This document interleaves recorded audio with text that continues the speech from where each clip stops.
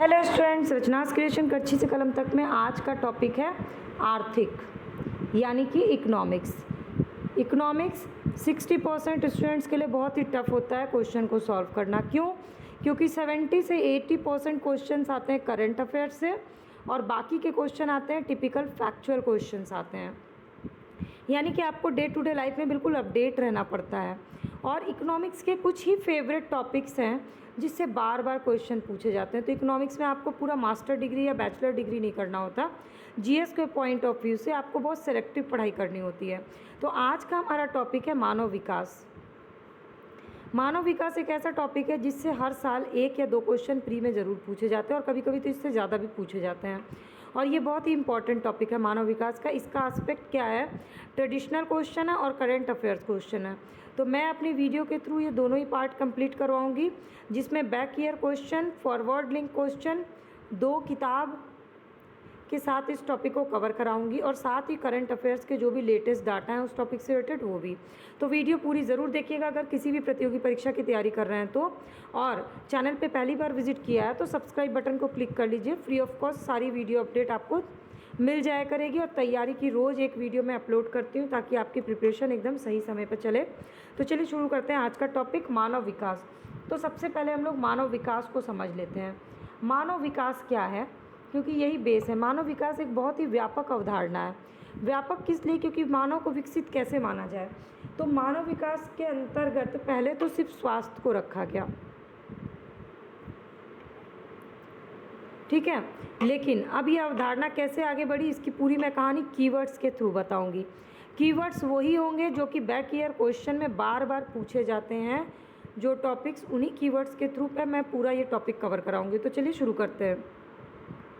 तो ये हैं कीवर्ड्स। पहला कीवर्ड है यूएनडीपी। यूएनडीपी का फुल फॉर्म क्या है? United Nation development programme. तो यूएनडीपी ने बोला कि हमें ना विकास को सिर्फ आर्थिक विकास के टर्म से नहीं देखना चाहिए। हमारे लिए विकास तभी होगा जब मानव विकास होगा। यानी आर्थिक विकास किससे जुड़ा हुआ है? मानव विकास से जुड़ा हुआ है। फिर यूएनडीपी ने कहा कि यही जो है ना, यही हमारी समृद्धि भी करेगा, सिर्फ विकास ही नहीं, यही हमारी समृद्धि भी करेगा। आर्थिक विकास और आर्थिक समृद्धि 2 अलग अलग टर्म्स हैं, दोनों इससे लिंक कर दिया गया। इसके बाद यूएनडीपी ने कहा कि हमें बेसिकली मानव की जीवन गुणवत्ता को सुधारना पड़ेगा। अब आपको क्या लगता है क्वालिटी लाइफ किसको कहते हैं? जब आपको अच्छी शिक्षा मिल जाए, अच्छा खाना मिल जाए, अच्छी रहने की व्यवस्था मिल जाए, अच्छी नौकरी मिल जाए, यानी कि आपका कमाई का एक सोर्स हो जाए, ये सब होता है क्वालिटी लाइफ यानी जीवन की गुणवत्ता। तो अब ये जीवन की गुणवत्ता कैसे डिसाइड होगी? तो 1990 में यूएनडीपी द्वारा पहला मानव विकास रिपोर्ट जारी किया गया। यूएनडीपी ने क्या जारी किया? मानव विकास रिपोर्ट। और इस रिपोर्ट में एचडीआई, दूसरा कीवर्ड आ गया, एचडीआई ह्यूमन डेवलपमेंट इंडेक्स के आधार पर देशों की रैंकिंग की गई। फर्स्ट नंबर, सेकंड नंबर, इस तरह से रैंकिंग की गई। और मानव विकास के प्रतिपादन का श्रेय, जो मानव विकास सूचकांक है उसके प्रतिपादन का श्रेय तीसरे कीवर्ड यानी महबूब उल हक को मिला। अब ये महबूब उल हक कौन है? ये है पाकिस्तान के अर्थशास्त्री। लेकिन दूसरी तरफ अमर्त्य सेन यानी कि नोबेल पुरस्कार विजेता, ये भारतीय अर्थशास्त्री हैं, इस सूचकांक के निर्माण में महत्वपूर्ण भूमिका निभाई। तो ये 4 कीवर्ड ऐसे हैं जिनसे बार बार घुमा फिरा के क्वेश्चन पूछे गए। जैसे कब पहला मानव विकास सूचकांक जारी हुआ? 1990 में। किसने जारी किया? यूएनडीपी ने। यूएनडीपी का full form United Nation development programme.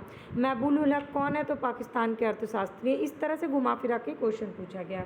अब सबसे इम्पॉर्टेंट कीवर्ड आपका क्या आता है? गणना सूचक।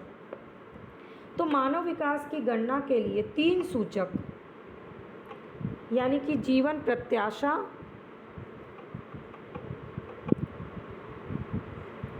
इसके बाद शिक्षा और प्रति व्यक्ति आय, ये 3 चीज़ को डिसाइड किया। दिस इज़ वेरी इंपॉर्टेंट कि मानव विकास सूचकांक की गणना के 3 सूचक कौन से हैं? तो जीवन प्रत्याशा, शिक्षा और प्रति व्यक्ति आय, क्योंकि इसमें ऑप्शंस के साथ आने पर ना कन्फ्यूज़न हो जाता है। फिर जीवन प्रत्याशा सूचकांक की गणना हेतु अधिकतम आयु क्या रखी गई? 85 वर्ष और न्यूनतम आयु 20 वर्ष। ये पुराने डाटा के अनुसार बता रही हूँ। अब तक जो डाटा आया उसके हिसाब से अभी लेटेस्ट डाटा नहीं आया इसका। तो प्रति व्यक्ति, इसके बाद रखा गया आपका जीवन प्रत्याशा। उसके बाद शिक्षा सूचकांक। शिक्षा सूचकांक में क्या किया गया, 2 चर रखा गया।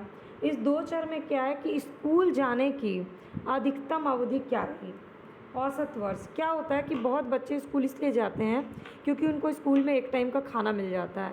तो स्कूल जाने की औसत वर्ष कितना साल कोई बच्चा स्कूल गया और स्कूल अवधि के अनुमानित वर्ष कि कितना जाना था, दोनों को मिला के किया गया। इसके बाद प्रति व्यक्ति आय को रखा गया। अब 2010 में पहले शिक्षा सूचकांक की गणना में सकल नामांकन दर और प्रौढ़ साक्षरता दर को भी लिया गया। तो 2010 से ये 2 एस्पेक्ट तो जोड़े ही गए। इसके अलावा सकल नामांकन, टोटल कितने लोग का नामांकन हुआ, मान लीजिए 100 बच्चों का नामांकन हुआ, लेकिन उसमें से जा केवल 60 बच्चे रहे हैं, तो असली काउंटिंग किसकी होगी, इस 60 बच्चों की होगी, ना कि 100 बच्चों की होगी। ये था सकल नामांकन दर। और प्रौढ़ शिक्षा यानी बड़े लोग जो पढ़े होते हैं उनकी शिक्षा के दर को भी लिया गया। फिर आय सूचकांक की गणना प्रति व्यक्ति सकल राष्ट्रीय आय के आधार पर की गई। मतलब कि टोटल राष्ट्रीय आय कितना है, जैसे कि मान लीजिए किसी के घर में 1000 रुपया इनकम आता है, तो उसमें कितने लोग, सबकी आय जो भी कमाने वाले हैं उनको मिला करके प्रति व्यक्ति आय, मान लीजिए 3 लोग कमाने वाले हैं तो 3 को भाग दिया जाएगा,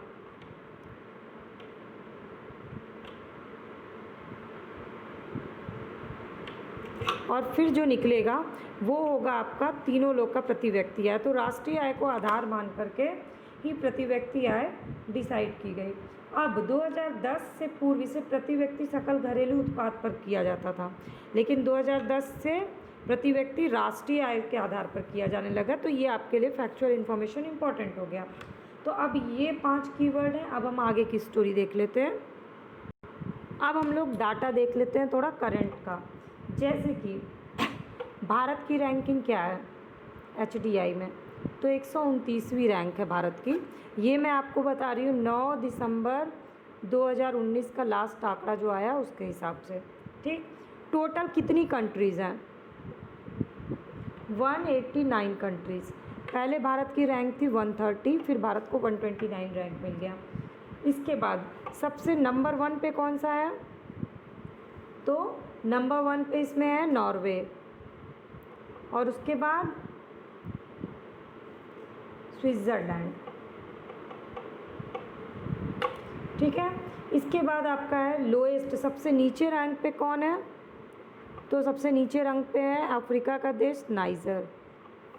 फिर अब भारत में सबसे खुशहाल राज्य कौन सा है,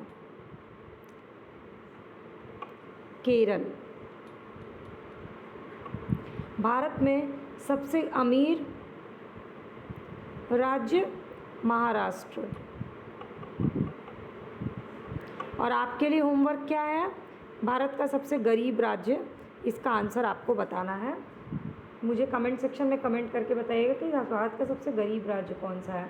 अब ये है कुछ लेटेस्ट डाटा, 189 कंट्रीज़ में पूरा डाटा आपको बता दिया मैंने, ये लेटेस्ट डाटा है।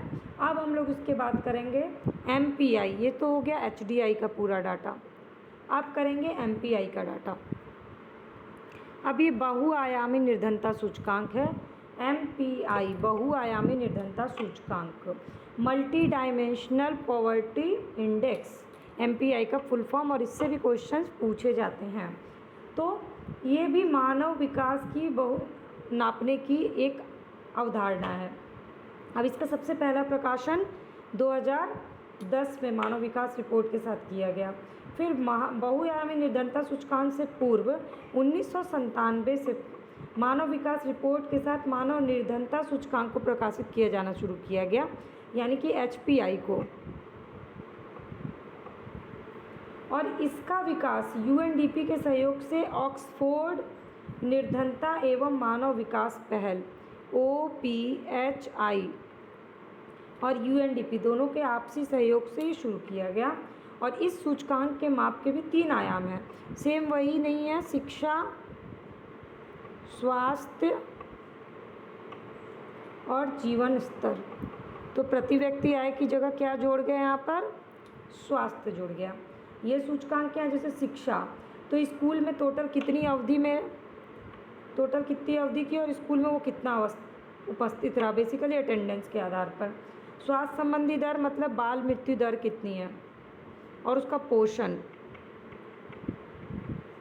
और जीवन में उसको विद्युत मिल रहा है कि नहीं, शौचालय मिल रहा है कि नहीं, आवासीय स्तर मतलब रहने का घर है कि नहीं, भोजन पकाने के लिए ईंधन है या नहीं, और परिसंपत्ति यानी कि टीवी, फ्रिज, उसके पास कोई जानवर, कोई परिसंपत्ति है कि नहीं, ये जीवन स्तर के आधार माने गए हैं। इसीलिए MPI जो है वो आपके लिए बहुत इंपॉर्टेंट है। तो MPI को इस तरह से याद कर लीजिए। इसका अभी कोई लेटेस्ट डाटा नहीं है, जो था मैंने आपको बता दिया।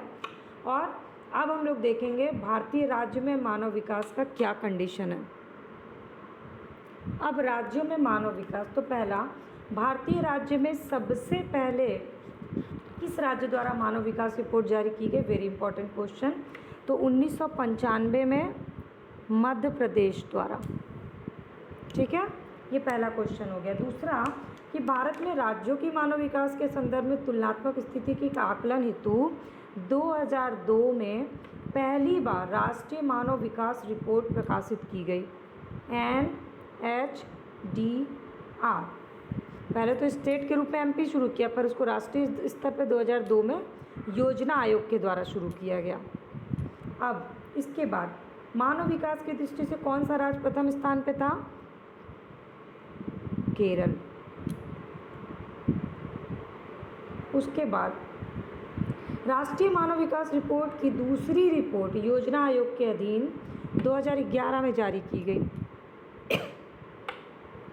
और इसका थीम था सामाजिक समावेशन की ओर। सामाजिक समावेशन।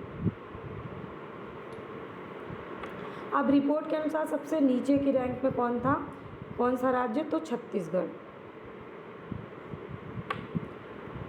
और केरल नंबर 1 पे, ये मैंने बता दिया।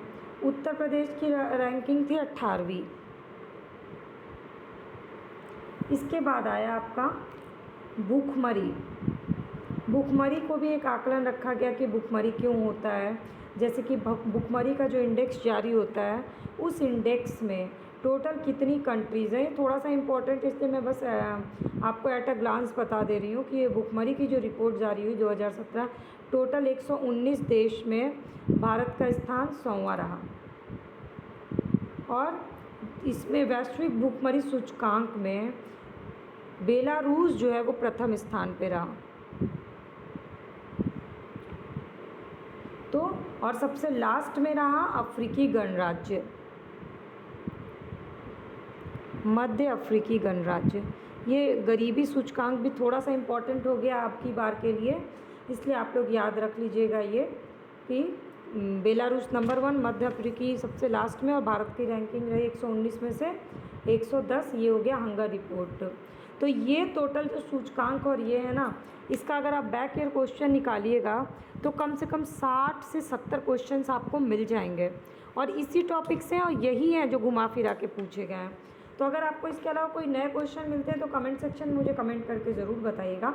और अगर आप लोग मुझे कमेंट करके बताइएगा अगर आपको वो 50 इंपॉर्टेंट क्वेश्चन देखने होंगे तो मैं अगली वीडियो आपके साथ उन्हीं क्वेश्चंस पे शेयर कर दूँगी। लेकिन इसके लिए आप मुझे कमेंट करिएगा अगर आपको देखना होगा तो, क्योंकि मैं पोस्ट कर दूँ और आपको ये देखना ही ना हो, आपके लिए अभी ये ज़रूरी ना हो, आपको लगे कि मैंने ये टॉपिक तो कवर ही कर लिया तो फिर वेस्ट हो जाएगा। इसलिए अगर आपको देखना हो 50 इंपॉर्टेंट क्वेश्चन तो प्लीज़ मुझे कमेंट करके बताइएगा। थैंक्स फॉर वॉचिंग रचनास क्रिएशन, करछी से कलम तक।